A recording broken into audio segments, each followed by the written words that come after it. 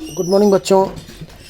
आज आप लोग प्रश्नावली 15B जो बहुलक से संबंधित प्रश्नावली है उसके बारे में पढ़ेंगे। बहुलक का अर्थ है कि बहुलक मतलब जिस पद की बहुलता हो, बहुलता माने अधिकता हो, उसी को बहुलक माना जाता है। जैसे 12, 12, 13, 12, 10 है। इसका बहुलक बताना है तो इसमें 12 देखो 1, 2, 3 बार आया है, 13 एक बार है और 10 एक बार है। यानी कौन ऐसी चीज़ है जो कई बार है, तो यानी 12, 12, 12 यानी बहुलक बराबर 12। इसी तरह से अगले का 13 है, 14 है, 10 है, 12, 12, 13, 20, 18, 12, 10, 12 ऐसे दिया हुआ है। तो इसमें भी 12 बहुत बार आया हुआ है, इसलिए बहुलक जो होगा वो 12 होगा। इसी प्रकार इसमें 38 1, 2, 3, 4, 5 बार 38 आया है। बाकी सब संख्याएं कई उतनी ज़्यादा बार नहीं आई हैं, इसलिए सबसे ज़्यादा बार 38 आने के कारण इसको बहुलक माना जाएगा। इसी प्रकार एक तीसरा प्रश्न दिया है, निम्नलिखित बंटन का बहुलक ज्ञात कीजिए। तो पद है 18, फिर है 22, 26, 30, 34 और ये सब दिया हुआ है। तो जिस पद की बारंबारता ज़्यादा होती है उसी को बहुलक माना जाता है। बारंबारता मतलब उतनी बार, मतलब 18 जो है 3 बार है, 22 जो है 5 बार है, 26 11 बार है और 34 9 बार है, ऐसे मतलब समझ लीजिए। तो सबसे ज़्यादा बार कौन है, बार मतलब सबसे ज़्यादा बार कौन है, 11 बार कौन आ रहा है, 26, यानी बहुलक जो होगा वो 26 होगा क्योंकि इसकी बारंबारता सबसे अधिक है। तो इस तरह से 15B आपका ख़त्म हुआ। अब सीधे आप लोग 15C में आएंगे। 15C जो दिया है, लिखा हुआ है, ये मैं पढ़ रहा हूँ कॉपी।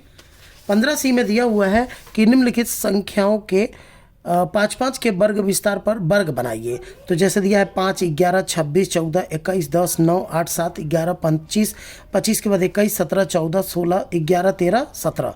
ठीक है, तो अभी इसमें क्या करना है आपको कि इसमें देखिए पहले में 2 सवाल है, एक पहला ये है, दूसरा ये है। ठीक है, तो ये दूसरा वाला आप लोग कॉपी में नहीं करेंगे, ये रफ कॉपी अगर मन करे आप लगा के चेक करना चाहे चेक कर सकते हो। ठीक है, तो ये आप नहीं करेंगे, एक सवाल इसमें से लगा लीजिए। तो सबसे पहले आंकड़े को आप आरोही क्रम में सजाएंगे, यानी सबसे पहले 5 को लिखेंगे, 5 के बाद सबसे छोटा 7, फिर 8, फिर 9, उसके बाद 10, 10 के बाद 11, ऐसे करते हुए 11 2 बार है तो 2 बार लिखेंगे, एक बार और यहाँ पे भी है तो एक बार और लिख लीजिएगा। फिर 11 के बाद 12 देखिए नहीं ना है तो 12 नहीं है, 13 है तो 13 लिख लिया। फिर 14 है, 14 के बाद 14 के बाद 16 है, देखिए यहाँ कहीं 16 हो गया। फिर 17 हो गया, 1 2 बार 17 हो गया। 14 के बाद 16, 16 के बाद 17, 17 देखिए 1 2 बार है 17, तो आप 17 को लिख दीजिएगा। ठीक है, 17 2 बार होना चाहिए, देख लीजिए थोड़ा सा, हाँ 2 बार है। ठीक है, 17 2 बार हो गया। फिर उसके बाद 17 के बाद 19 देखिए, 18 19 देखिए नहीं ना है, 17 है, 18 नहीं है, 19 नहीं है, 20 देखिए, 20 भी नहीं है, 21 देखिए एक बार यहाँ है और एक बार यहाँ है, 2 बार 21 हो गया। फिर 24 को देखिए 24 एक बार यहाँ है, लिख लिया। 25 एक बार हो गया और 26 जो है वो एक बार हो गया। तो गिनिए 1 2 3 4 5 6 7 8 9 10 11 12 13 14 15 16 17 18। और जो प्रश्न हमको मिला था 1 2 3 4 5 6 7 8 9 10 11 12 13 14 15 16 17 18, यानी हम सही से इसका आरोही क्रम बना चुके हैं। अब 5 5 के वर्ग विस्तार पर इस संख्या को क्या करना है, दिखाना है। तो आप लोग क्या करेंगे, शुरुआत कहाँ से हो रही है, 5 से। तो जो 5 होता है ना वो 5 से शुरू होता है, मतलब उसका वर्ग विस्तार 5 से बनेगा। 5 से 10, 10 से 15, 15 से 20, ऐसे करते हुए जाएंगे। ठीक है, 25 से 30 तक जाएंगे। क्यों, क्योंकि ये जो 26 संख्या है वो 25 और 30 के बीच में आता है। अब देखिए 5 और 10 का मतलब हो गया इस वर्ग अंतराल के अंतर्गत कौन कौन आएगा। इस वर्ग अंतराल के अंदर 5 आएगा, 6 आएगा, 7 आएगा, 8 आएगा, परंतु 10 जो है इस वर्ग अंतराल के अंतर्गत नहीं आएगा, वो यहाँ पे काउंट होगा। यानी 5 देखिए, 5 7 8 और 9 ये जो होगा वो किस वर्ग अंतराल के अंतर्गत आएगा, 5 से 10 के अंतर्गत, यानी यहाँ 4 लिख देंगे। ये 4 संख्याएं हैं ना तो 4 लिख देंगे। अब 10 से 15 की संख्या देखिए तो 10 11 12 13 14, 14 तक इसमें आएगा, यानी 10 हो गया, 11 हो गया, 12 13 हो गया, 14 हो गया। तो कितनी संख्या हो रही है, 1 2 3 4 5 6 लिख दिया। अब देखिए 15 से 20, यानी इसमें 15 आएगा, 16 आएगा, 17 आएगा, 18 आएगा, 19 आएगा, 20 नहीं आएगा। तो 16 17 17 3 हो रहा है, यहाँ 3 भर दिया। अब देखिए 20 से 25 यानी इसमें 20, 21, 22, 23, 24 आएगा। तो 21, 22, 23, 24 तीन संख्या 3 लिख दीजिए। 25 और 26 इस वर्ग अंतराल के अंतर्गत आएंगे, यानी यहाँ 2 संख्या है तो 2 लिख दीजिए। बारंबारता का मतलब होता है वो जितनी बार वो अंक आएगा उसको लिख देता है। यही जो है आपको करना था, ये आपका आंसर है। तो जिस तरह आपने इसको किया उसी तरह आप चाहेंगे तो इसमें का दूसरा प्रश्न भी लगा सकते हैं। इसी तरह का आपको किसी परीक्षा में 22 शिक्षार्थियों के गणित विषय में प्राप्तांकों का विवरण निम्नलिखित है और 10-10 के वर्ग अंतराल पे आंकड़ों को विभाजित करके बारंबारता सारणी बनानी, इसको 10-10 के अंतराल पर लगाना है। तो आंकड़े का आरोही क्रम देख लीजिए, सबसे पहले 48, 50, 50, 50, 50 इस तरह से लिखा हुआ है। तो पहले आरोही क्रम बना लीजिएगा इस तरह से, सबसे छोटा अंक पहले, फिर उससे बड़ा, फिर उससे बड़ा, ऐसे करते हुए। तो गिन लीजिए कितना हो रहा है। तो ये हो रहा है आपका 1, 2, 3, 4, 5, 6, 7, 8, 9, 10, 11, 12, 13, 14, 15, 16, 17, 18, 19, 20, 21, 22 संख्या हो रही है। गिन लीजिए 1, 2, 3, 4, 5, 6, 7, 8, 9, 10, 11, 12, 13, 14, 15, 16, 17, 18, 19, 20, 21, 22 संख्या हो गई। अभी हम जब वर्ग अंतराल शुरू करेंगे तो ये कहाँ पे है, 48 है, यानी ये वर्ग अंतराल किसके बीच में आएगा, 40 से 50 के बीच में आएगा। ठीक है, तो जो वर्ग अंतराल हमारा शुरू होगा वो 40 से 50 से भी शुरू कर सकते हैं या 48 से 58 तक, मतलब 10-10 के अंतराल पे करेंगे। तो 48 से शुरू कर सकते हो, 48, 58 कर लोगे। तो देखो यहाँ पे देखिए आप 48 से 58, 58 से 68, मतलब 10-10 के अंतर पे आपको इसको बनाना है। 68, 78, 78, 88, 88, 98, 98 तक क्यों गए, क्योंकि यह जो संख्या है ना वो 83, ये 88 है। 88 जो है वो किसके अंतर्गत आएगा, 88 से 98 के अंतर्गत आएगा, इसीलिए हमको 88 से आगे जाना था। अब देखो 48 से लेकर 58 तक के अंतर्गत कितनी संख्या आएंगी, सब आएगा 57 तक की संख्या उस वर्ग अंतराल के अंतर्गत आ सकती हैं, यानी 1, 2, 3, 4, 5, 6, 7, 8, 9, 10 संख्या हो रही है। तो यहाँ देखिए 10 लिखा होगा। ठीक, इसी तरह 58 से 68 देखो, 58 से 68 देखो 68 के अंतर्गत 67 तक आप जाएंगे, 68 नहीं उठाएंगे, यहाँ तक आएगा। तो 1, 2, 3, 4, 5, 6, 7। अब देखिए आप यहाँ 7 लिखा होगा, देखो 7 आया।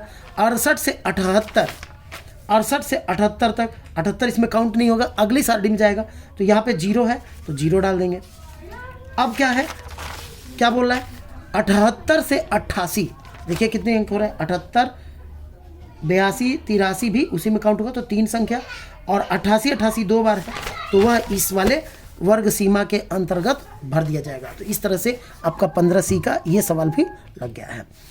अब आपका अगला जो चैप्टर है वो आयत चित्र से संबंधित है, और यहाँ बता दूं कि आयत चित्र से रिलेटेड क्वेश्चन 9th में भी और 10th में भी जरूर मिलता है, इसलिए ध्यान देंगे। पहला सवाल जो है वो मैं किताब में ही बता देता हूँ।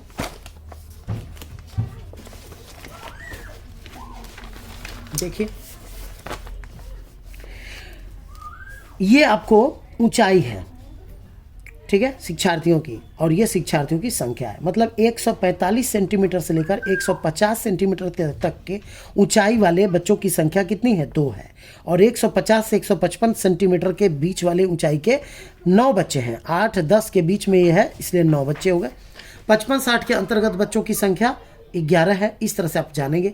60 सेंटीमीटर से लेकर 65 सेंटीमीटर तक के बच्चों की ऊंचाई 10 बच्चे हैं, और 65-70 के बीच में ऊंचाई वाले 6 बच्चे हैं। 170-75 की ऊंचाई वाले 3 बच्चे हैं। 2 और 4 के बीच में 3 आता है। तो इस तरह आपको किसको बताना है, सबसे अधिक शिक्षार्थी किस ऊंचाई वर्ग में है। तो सबसे ज़्यादा ऊंचाई सबसे ज़्यादा संख्या किस ऊंचाई वाले बच्चों का है, 155 और 160 वाला। देखिए यहाँ तक आया है, तो यहाँ लिखेंगे 155, 160। 160-65 की ऊंचाई के शिक्षार्थियों की संख्या, 160 से 165 तक की ऊंचाई के कितने बच्चे हैं, ये देखिए 160-165, ये लाइन कहाँ तक जा रही है, 10 के सीध में जा रही है, यानी 10 बच्चे। 60 सेंटीमीटर से कम ऊंचाई के कितने बच्चे, तो 60 से कम मतलब ये और ये 60 से कम 55, उससे कम 50, उससे कम 45। तो पूछ रहा है कितने बच्चे हैं, तो ये संख्या कितनी है, देखिए ये संख्या है 11, ये संख्या है आपका 9, 20 और ये 2, 22, ये 22 हो जाएगा।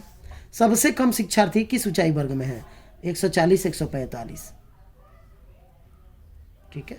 155 सेंटीमीटर या उससे अधिक के कितने बच्चे हैं? 155 से इसको जोड़ेंगे, इसको जोड़ेंगे, इसको जोड़ेंगे, इसको जोड़ेंगे, ये नहीं जोड़ेंगे। 155 से लेकर उससे ज़्यादा, यानी ये कितने हो गए? 11, ये कितने हो गए? 10, 21, और ये कितने हो गए? 6, 27, और ये कितने हो गए? 3, 30 हो जाएंगे, ठीक है। इस तरह से आप इसका आंसर करेंगे। ये किताब में ही रख के छोड़ दीजिएगा, कोई दिक्कत नहीं है। अब इसमें देखिए 1, 2, 3, इस तरह से 3 सवाल जो दिया है तो 15D में, और ये इसमें से अगर मैं एक बता दूं तो आप लोग बाकी सारे क्वेश्चन हल कर सकते हैं। तो सारणी में दूसरा प्रश्न जैसे मान लीजिए लिखा है, निम्नलिखित बारंबारता बंटन सारणी में 60 शिक्षार्थियों के प्राप्तांक दिए गए हैं। ये प्राप्तांक है और शिक्षार्थियों की ये संख्या है। आयत चित्र द्वारा प्रदर्शित कीजिए। परीक्षा में ये वाला इस तरह के क्वेश्चन पूछे जाते हैं, तो इसलिए ध्यान से आप लोग देखिए, ठीक है। ये देखिए, जैसे मान लीजिए 0, 10 है, 10, 20 है, 20, 30 है, ऐसे बना हुआ है। तो आपको क्या करना है, ये क्या है? प्राप्तांक। तो यहाँ लिखेंगे प्राप्तांक, मतलब ये जो लाइन है वो प्राप्तांक को दर्शाएगी, और ये जो लाइन है ना वो किसको दर्शाएगी? वो शिक्षार्थियों की संख्या दर्शाएगी, शिक्षार्थियों की संख्या। अब क्या होता है, आयतचित्र बनाते समय एक पैमाना लिखते हैं, ये पैमाना है, ठीक है। एक्स अक्ष पर 1 सेंटीमीटर बराबर 10, यहाँ से यहाँ तक मान लीजिए 10 मान लिया, क्योंकि 0, 10, 10, 20 ऐसे लिखना है। तो 0 से 10, 10 से 20, 20 से 30, 30 से 40, 50, 60, 70, 80, 90, 100 बना लीजिएगा, ठीक है। और लिखिएगा एक्स अक्ष पर 1 सेंटीमीटर बराबर कितना? 10। 10 क्या? प्राप्तांक है, यानी अंक है। और वाई, इसको एक्स अक्ष बोलते हैं, एक्स अक्ष, और इस संख्या को वाई अक्ष बोलते हैं, ठीक है। थोड़ा साफ साफ आप लोग कर लीजिएगा, ठीक है ना। अच्छा, इसमें क्या करना आप लोग, ये देखिए 2, 4, 6, 2, 4, 5, 8, 12, 9 से बना हुआ है। तो यहाँ से 1 सेंटीमीटर की दूरी पर 2, फिर 1 सेंटीमीटर 4, फिर 6, फिर 8, फिर 10, 12 बराबर दूरी पर इसको रखना है। एक बात का हमेशा ध्यान रखिएगा, अगर ये 2 इतनी दूरी पर है तो फिर 4 इतनी दूरी पर, फिर 6 इतनी दूरी पर, बराबर दूरी पर वो अंकों को दर्शाना होता है। और यहाँ लिखेंगे वाई अक्ष पर 1 सेंटीमीटर बराबर कितने शिक्षार्थी? 2 शिक्षार्थी। अब हम लोग करेंगे 0 से 10, तो 0 से 10 को उठाएंगे ये वाला, और ये कितना दिया है? 2, तो हम इस लाइन को उठा के ले जाएंगे और 2 के सीध में एक आयत बना देंगे, ऐसे, समझ गए होंगे। फिर कह रहा है 10 से 20 4, यानी 10 ये है, 20 ये है, यानी इस लाइन को हम उठाएंगे और कहाँ तक लेके पहुँचेंगे? कहाँ तक? 4 के सीध में। इसी तरह 20 से 30 वाले को कहाँ तक लेके पहुँचेंगे? 20 से 30 वाले को 5 तक। तो ये देखिए 5 यहाँ से गए, और ये 4 और 6 के बीच में 5 आएगा, ठीक है।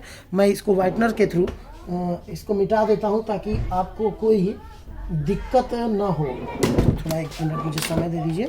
ये रहा, ये मैं व्हाइटनर से जो है ये मिटा देता हूँ, नहीं तो आप लोगों से गलती हो जाएगी, क्योंकि आप लोग देख के ही इसको कॉपी में लिखेंगे।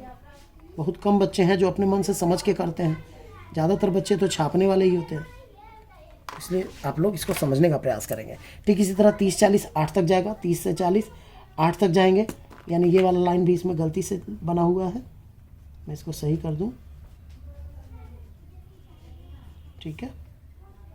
8 तक ले जाके खड़ा कर देंगे। फिर 40, 50, 12 तक, 40 से 50 12 तक जाएंगे। 60, 70 9 तक जाएंगे। 60, 70 कहाँ गया? ये 60 से 70 ये 9 तक जाएंगे, मतलब 10 और 8 के बीच में। और ये जो है 50 से 60 कितना था? 15 था, तो यहाँ 50 से 60 उठाते हुए ले जाएंगे।